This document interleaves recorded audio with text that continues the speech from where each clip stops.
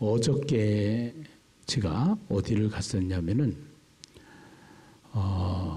빌리그램 단체에서 우리나라에 10월 달에 한 30만 명을 대상으로 큰 행사를 준비하고 있어요. 그래서 2020 페스티벌이라고 그래가지고 이제 30만 명 초청 목표의 한 반 15만 명 정도를 전도하자라는 취지예요. 그래서 이 빌리그램 단체 재단이거든요. 거기가 이 빌리그램 목사님이 전도 재단을 세워놓고 이제 가신 거죠. 그래서 그 전도 재단에서 아시아 지역에 이렇게 순회하면서 몇 년 전에는 부산에서 한번 했고요. 또 73년인가 그때 우리나라에 크게 오셔서 한번 했죠. 그리고 이제 지금 우리가 2020년도를 준비하면서 2020년도에 이제 지금 우리가 준비를 하고 있는데 그 행사가 이번에 진행되는 2020 페스티벌이에요. 거기에 이제 6명의 목사님들을 앰버서더 대사로 임명을 하게 되는데 그 중에 제가 한 사람이 됐어요. 그래서 어저께 상계동에 있는 교회의 목사님 교회에 가서 임명장을 받고 왔어요. 이제 저희는 예심 선교회 조직이기 때문에 이 예심 선교회 조직을 가동하면은 많은 전도자들이기 때문에 많은 인원들을 동원할 수 있고 동원이 문제가 아니고 전도할 수 있고 이게 중요한 거예요. 그래서 제가 저를 찾았던 것 같아요. 그래가지고 찾아오셔서 이야기를 해가지고 수락을 하고 어저께 임명장을 받아가지고 왔어요. 참 일단은 빌리그램 목사님이 그 영혼 사랑에 대한 그 열정과 또 그 영혼 사랑을 한 시대만 한 것이 아니라 당신이 가시고 나서도 그것을 자녀들과 손자들을 통해서 지금 계속 그 재단이 그 정신을 이어가고 있는 모습을 보게 되는데 참 훌륭하다, 참 대단하다, 참 멋있다, 참 좋다 이런 표현이 나와요. 일단은 하나님께서 성경 전체를 통해서 하나님의 마음을 여기에다가 담았는데요. 그 하나님의 마음이 뭐냐? 이것이 중요해요. 그래서 이 땅에 하나님의 마음은 잃어버린 자를 찾아 구원하려 하심이 하나님의 마음이다라는 것을 성경을 통해서 깨닫게 되고 결국은 한마디로 얘기하면은 죽어가는 영혼을 살리는 것이 그 영혼을 구원하는 것이 아버지의 마음이다라는 것을 알게 돼요. 그래서 끊임없이 이 세상에 박해가 오고 핍박이 진행되어지는 과정 속에서 이 박해와 핍박이 있는 이 시대, 기독교가 핍박을 당하고 박해를 받는 시대에 우리가 어떻게 살아야 될 것인가 하는 것을 요한을 통해서 하나님이 이제 천상을 공개하시고 천상에 계신 하나님 오른손에 있는 두루마리, 그것은 결국 이 땅에 하나님이 심판을 통해서라도 구원하시고자 하는 하나님의 뜻을 거기에 표현한 두루마리인데 그 두루마리에 예수님 손에 그 두루마리를 넘겨받아서 그 예수님이 이제 인을 7개의 인이 거기에 딱 붙여 있는데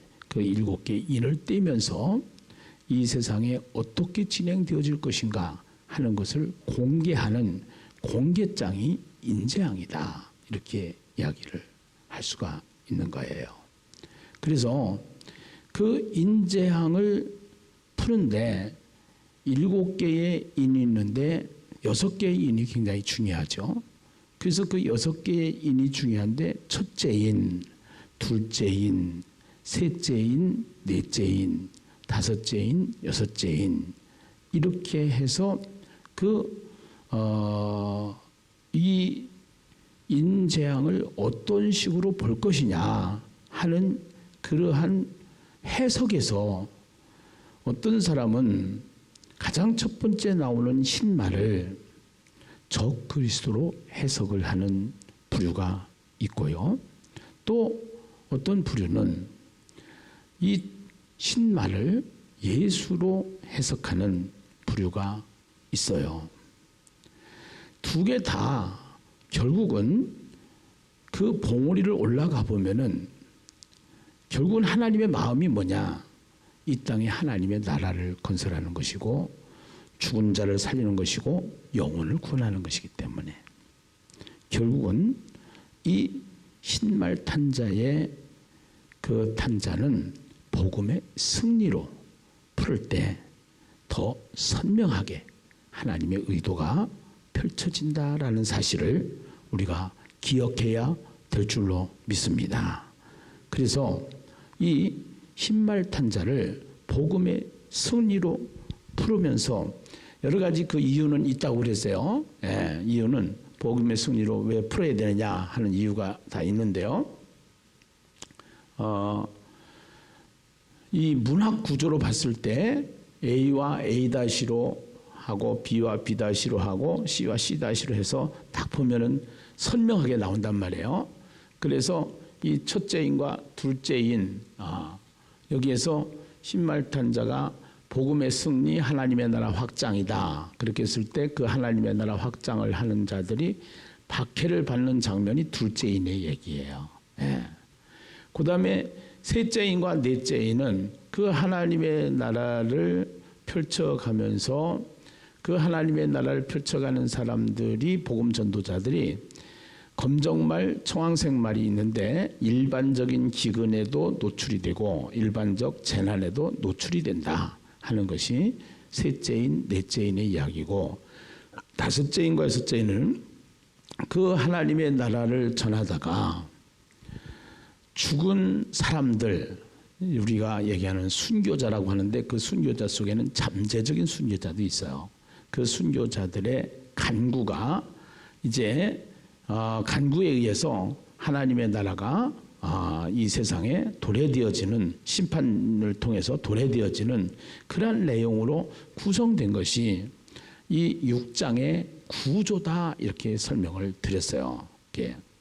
그래서 오늘 우리가 이제 그 신말을 탄 자가 활을 가졌고 그래서 그 활을 가졌고 그 활을 가진 그 활은 우리가 이제 무기인데 우리 전도자들에게는 무기가 있어요.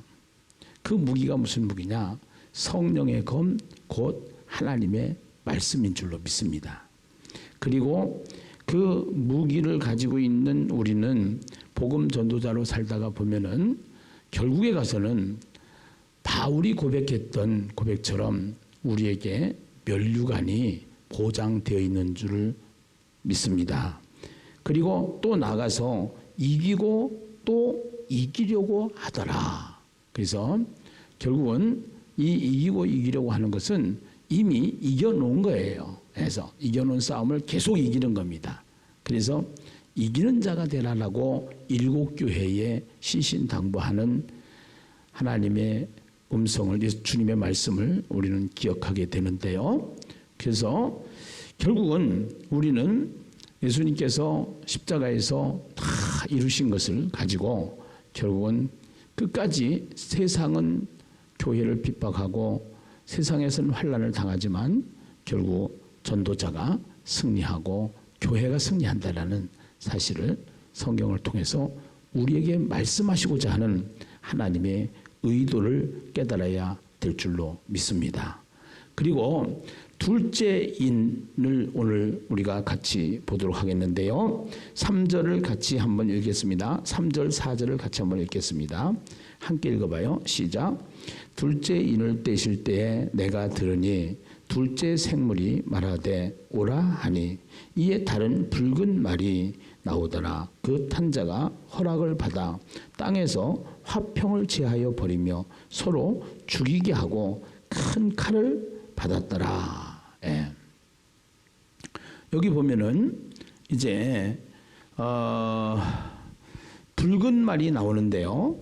이 붉은 말이 표현하는 것은 그 붉은 말, 붉은색 하면은 피를 우리가 생각을 할 수 있죠. 우선은요. 그 다음에 그 피는 전쟁을 또 연상을 하게 된단 말이에요. 그래서 전쟁이 일어나는 거죠. 사실은요, 교회에도 가만히 있으면은 부딪힐 일이 없어요. 시험 들 일이 없어요. 그런데 교회 일을 하려고 하면은 부딪혀요. 이것이 그 부딪히는데 그 부딪힘을 이거를 예수와 함께 이것을 승리하지 않으면, 풀지 않으면 절대로 우리는 이것을 해결할 수가 없는 거예요. 마태복음 10장 34절에서 39절 말씀을 우리 찾아주세요. 그 마태복음 10장 34절에서 39절 말씀을 보면은 주님께서 이렇게 말씀을 하신단 말이에요. 그래서 우리가 결국은 이 세상에서 복음 전도자로 살다가 보면은, 이제 하나님 나라를 위해서 살다가 보면은, 자, 우리 한번 주님이 하신 말씀을 보십시다. 34절을 읽어보세요. 시작. 내가 세상에 화평을 주러 온 줄로 생각하지 말라. 화평이 아니요 무엇을 주러 왔노라? 검을 주러 왔노라. 그렇게 얘기를 해요. 예. 여기서 검을 주러 왔다라는 것은 진리, 하나님의 말씀을 통해서 진리를 우리에게 주러 오셨다라는 거예요. 예. 진리를. 자, 그 다음에 또 한번 보십시다. 자, 35절 같이 읽어봐요. 시작. 내가 온 것은 사람이 그 아버지와 딸이 어머니와 며느리가 시어머니와 불화하게 하려 함이니 사람의 원수가 자기 집안 뭐라? 식구라. 이거 이제 굉장히 심각한 문제예요. 예. 이단이 이제 이거를 가지고 결국은 너희 원수가 식구다. 분명히 이렇게 신앙생활 한다고 하면은 너희 식구가 말릴 것이다. 그래서 이단의 가정들이 깨지는 이유가 바로 그거예요. 그 이단에 들어가면은 그 이단들은요, 결국은 이런 송구를 합리화라고 그러죠. 아전인수라고 그러죠. 이거를 완전히 해석을 자기 주도적으로 해석을 하는 거예요. 여기에 해석은 그런 해석이 아니에요. 식구가 원수가 아니라 우선순위가 중요하다는 거예요. 식구보다 하나님을 더 사랑하는 것이 중요하다는 거예요. 하나님 중심으로 가야 된다는 것이에요. 아멘이죠? 그런데 우리가 신앙이요, 그렇게 만만하지 않아요. 절대로 만만하지 않아요. 대체적으로 교회의 장로님, 집사님들의 가정에서 자녀들을 양육하는데요. 주일날 보면은요, 주일날 학원 가고 있어요. 네. 이러한 문제죠. 우리가 우선순위를 잘 정해야 되는데 우선순위가 굉장히 쉽지 않다라는 거예요. 우리는 계시록을 공부하면서요, 지난번에 김성훈 목사님이 얘기했던 V-Day가 있고 D-Day가 있다. 그 얘기를 했어요. 그래서 우리는 이 세상을 살아가는 날 동안 V-Day로 사는 거예요. 예수를 믿는 사람에게는 V-Day가 승리한 날이에요. 날마다 승리한 날을 살아야 돼요. 그런데 만만치 않아요. 왜냐하면 우리가 계속 가는 길에 분쟁이 생기고요, 화평이 깨지는 거예요. 그래서 왜 그러냐? 부딪히게 되어 있는 거예요. 빛이 오면 어둠이 부딪혀서 나가는 거예요. 그렇기 때문에 신사참배 문제만 해도 그래요. 신사참배를 한 목회자 그룹이 있고요, 신사참배를 하지 않은 목회자 그룹이 있어요. 당연히 신사참배하면 안 되죠. 그러나 그 환경 속에서 상황 속에서 일단은 죽기보다는 더 살아서 내가 하나님을 믿어야 되지 않겠느냐라는 차원에서 합리화적인 차원에서 하지만 이러한 갈등은 우리가 살아가는 동안 계속적으로 일어나는 거예요. 그래서 일치와 연합이라는 단어가 있는데요. 그 일치라는 것은 일치와 연합이 같은 단어 같지만 다른 단어예요. 일치라는 것은 하나로 해서 일치해서 쫙 하는 건데요. 기독교가 일치해서 가면 얼마나 좋겠어요. 그런데요. 이게 정치와 종교가 같이 하나가 되었을 때는 로마 카톨릭 때는요. 라인이 하나였어요. 그러니까 로마 교황이 이야기하면은 다 그것이 전체적으로 일괄적으로 그것이 움직여져요. 근데 이제 그렇게 하면서 종교 개혁이 일어나면서 이제는 이 교회들이 다 나름대로 자기 칼날을 가지고 장로교 중에서도 무슨 장로교 해서 우리나라만 해도 합동이 있고 통합이 있고 개혁이 있고 또 고신이 있고 합신이 있고 막 이래가지고 나눠지고요. 그거만 나눠지나요? 장로교, 성결교, 감리교, 또 순복음, 또 순복음 중에서도 뭐 또 오순절 뭐 이래가지고 계속적으로 나눠지는 거예요. 근데 그 나눠진 사람들이 연합해서 일치를 해야 된다라고 하는 운동을 하는 것이고 그렇게 하면서 계속적으로 분열을 가지고 오고 화평을 깨고 이런 것들이 계속적으로 오는데 우리는 주님이 이 마태복음에서 하신 말씀을 굉장히 중요시하게 생각을 해야 돼요. 내가 검을 주러 왔다. 네, 검을. 말씀, 진리. 그래서 이 진리로 하나가 돼야 돼요. 진리로. 그래서 복음 전하는 자가 가지고 있는 것이 뭐냐? 복음 전하는 자는 사람을 끌고 오는 게 아니에요. 복음을 전하는 거예요. 그야말로. 그래서 이 복음을 전하기 위해서 복음을 알아야 돼요. 복음을 말해야 돼요. 그래서 복음학교가 만들어진 거예요. 그리고 이 복음학교 다음에 전도대학을 하게 되고 전도대학 다음에 바이블 통삼을 통해서 대화제 통삼을 통해서 여러분들을 잘 지도하기 위해서 로드맵을 만드는 거예요. 지금요. 자, 그 다음에 아까 35절까지 했나요? 또 읽어보시죠. 자, 같이요. 시작. 아버지나 어머니를 나보다 더 사랑하는 자는 내게 합당하지 아니하고 아들이나 딸을 나보다 더 사랑하는 자도 내게 합당하지 아니하며 또 자기 십자가를 지고 나를 따르지 않는 자도 내게 합당하지 아니하니라. 자기 목숨을 얻는 자는 잃을 것이요 나를 위하여 자기 목숨을 잃는 자는 얻으리라. 우리가 이단들을 못 따라가는 이유가 하나가 있어요. 이거를 문자적인 해석을 해가지고 결국은 거기에다가 딱 고정시켜 놓고요. 그래 놓고 이긴 자가 교주라고 만드는 거예요. 그래서 그 교주가 예수 역할을 하는 거예요. 그래서 예수를 위해서 우리가 진짜 목숨을 내놓고 일했던 수많은 양화진의 선교사들이 있어요. 한국 사람보다 더 한국을 사랑한 사람들이 있어요. 그 사람들의 생애를 보면은요, 결국은 복음을 전하면서 결국 복음 전도자로 살다가 보니까 그러한 삶을 살게 된 거죠. 결국은 그 사람들의 생애 속에서는 모든 것을 다 가치를 거기에다가 둔 거예요. 예. 일단은 오늘 우리가 인생을 살아가면서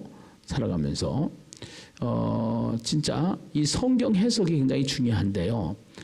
우리는 여기 오늘 그런단 말이에요. 둘째 인을 떼실 때 내가 들으니 둘째 생물이 말하되 오라 하니 이에 다른 붉은 말이 나오더라. 그 탄자가 허락을 받아 땅에서 무엇을 제하여 버리며 화평을 제하여 버리며 서로 죽이게 하고 또 큰 칼을 받았더라. 예. 그래서 결국은 이 세상은 화평이 사라지고 평화가 사라지는 거죠. 사실은요. 예, 평화가. 예. 이제 평화가 사라지고 결국은 이제 그러한 세상 속에서 찍었는데 이거를 이런 이러한 세상에 이제 이러한 세상을 우리가 살아가야 되는 것인데 자, 디모데후서 3장 1절에서 5절 말씀을 한번 보십시다. 디모데후서 3장 1절에서 5절이에요. 같이 한번 읽어봐요. 디모데후서입니다. 디모데후서 3장 1절에서 5절까지. 자, 한번 보십시다. 시작. 너는 이것을 알라. 말세에 고통하는 때가 이르러 사람들이 자기를 사랑하며 돈을 사랑하며 자랑하며 교만하며 비방하며 부모를 거역하며 감사하지 아니하며 거룩하지 아니하며 무정하며 원통함을 풀지 아니하며 모험하며 절제하지 못하며 사나우며 선한 것을 좋아하지 아니하며 배신하며 조급하며 자만하며 쾌락을 사랑하기를 하나님 사랑하는 것보다 더하며 경건의 모양은 있으나 경건의 능력은 부인하니 이 같은 자들에게서 네가 뭐하라? 돌아서라. 네가 뭐하라? 돌아서라. 예.